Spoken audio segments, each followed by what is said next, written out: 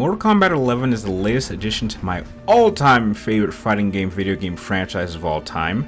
Following the success of 2015's Mortal Kombat 10, NetherRealm Studios attempts to bring us another great action-packed fighting experience that brings all the blood, gore, and mutilation that has come to solidify Mortal Kombat's reputation in not just the fighting game genre, but in all video game history. And while there is certainly a number of additions that this installment has that can be seen as questionable, that didn't however ruin my overall enjoyment, giving this game a great sense of consistency when it comes to creating a unique experience that one can only get from such a long-running franchise. Now, starting with the main story of the game, since 2011's Mortal Kombat 9, NetherRealm Studios has done a considerable job at telling a new narrative by rebooting the franchise and rewriting the original narrative that ran through Mortal Kombat's 1 to 7. And though that is continued here, it is to some degree rather difficult to follow if someone tries to go out of the way to make significant connections to previous games.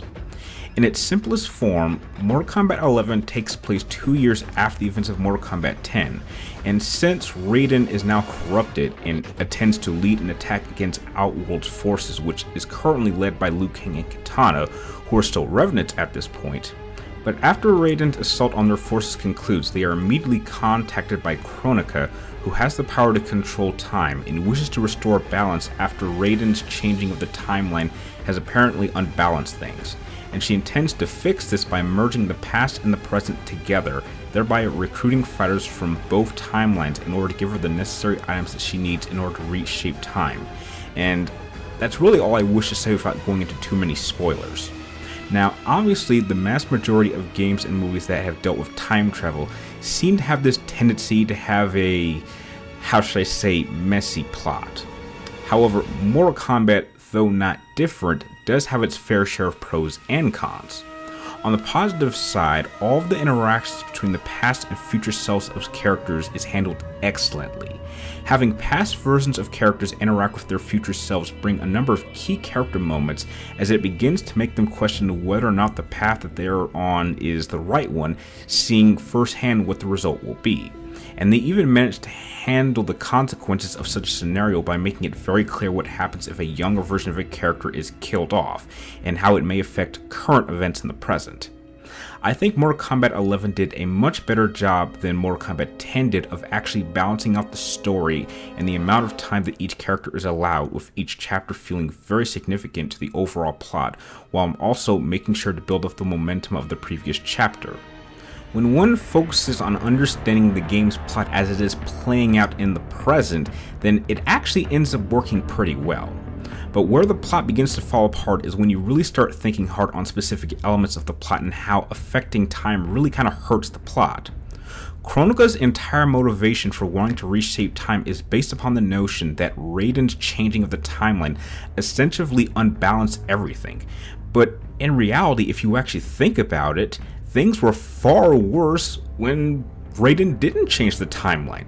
This goes all the way back to Mortal Kombat Armageddon, and if things had gotten that bad, where was she during that event?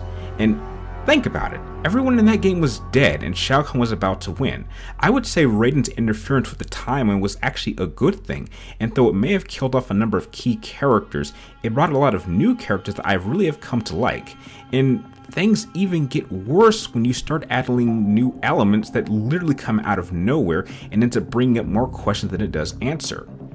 In the long run, it seems like the writers of Mortal Kombat 11 were forced into a box, and ultimately ended up telling a story that, when you only focus on the story as it is playing out in the moment, makes sense. But once you start to connect to previous games, then you'll end up running into a large amount of plot problems and inconsistencies.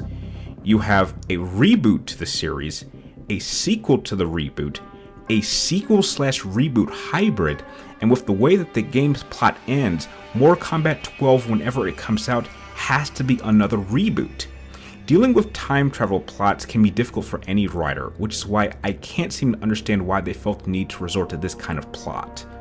Now, as a fighting game, there's no question that the gameplay and how the game actually feels while playing it is far more important than any campaign story, and I can officially confirm to you that the gameplay is indeed excellent and is without question the strongest aspect of Mortal Kombat as a whole, with a number of changes that, in my opinion, significantly improves the gameplay style from previous installments.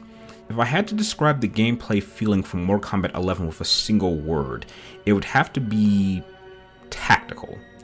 The pace of the gameplay has significantly slowed down, and there is a much heavier focus on timing one's moves properly rather than the much faster pace of Mortal Kombat 10 that encouraged one to simply focus on chaining combos to deal a high amount of damage.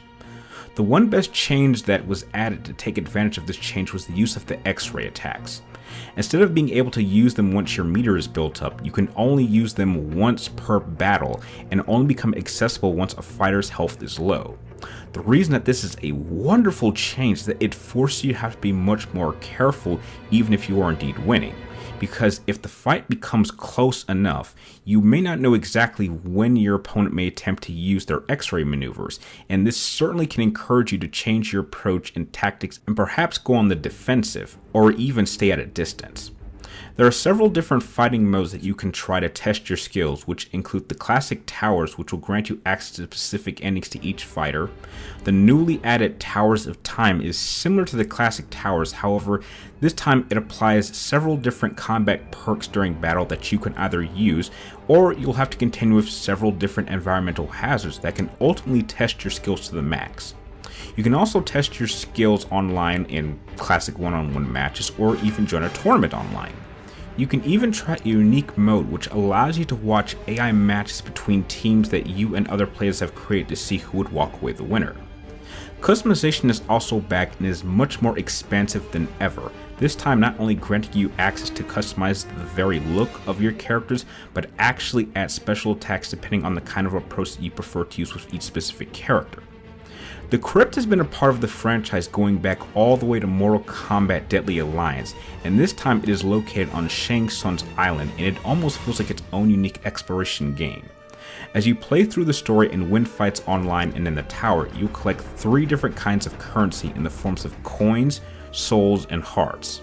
As you explore the island, you will unlock chests, solve puzzles, and discover secret doorways that allow you to venture deeper into the island in order to unlock even cooler extra content, along with armor pieces that can be applied to each specific fighter. Now, if you haven't already noticed from watching this review up to this point, this game looks absolutely incredible and easily takes the title as being the best looking Mortal Kombat game to date. There is such attention to detail to the characters, there are so many unique environments, and it takes it to a whole nother level in terms of presentation. And when it comes to fatalities, there are some of the most creative and over-the-top fatalities that we have ever seen in this franchise to date, and I don't see that stopping anytime soon. Now, in conclusion, there's really not too much to say about Mortal Kombat 11.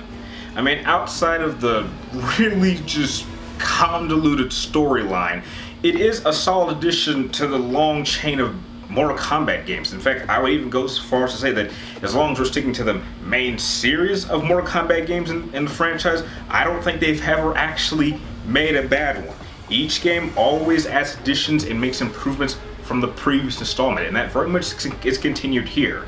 So if you're someone like me that has enjoyed this franchise since practically the very beginning and is looking for just another awesome fighting game experience that's got gruesome fatalities and a massive amount of extras that are bound to give you I don't know how many hours of enjoyment, then this is absolutely something you should pick up. Do I think it's the best Mortal Kombat game in a whole?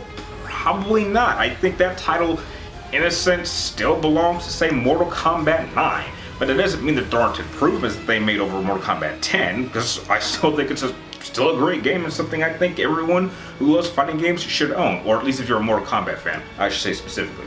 So if I had to give Mortal Kombat 11 a rating, well, I did have a lot of fun, but the story could have been better. So to be nice, I'll give it an 8. 8's a solid score. It's very, very consistent. So that is my review for Mortal Kombat 11. If you happen to like this review, be sure to press that thumbs up button and don't forget to press the subscribe button to keep track of me and all my future projects. And also be sure to press the links in the description down below so you can follow me on all my social media outlets so you keep track of me and all my other posts and updates. And like always, I'd like to thank you guys for watching. You're awesome, and I will see you next time.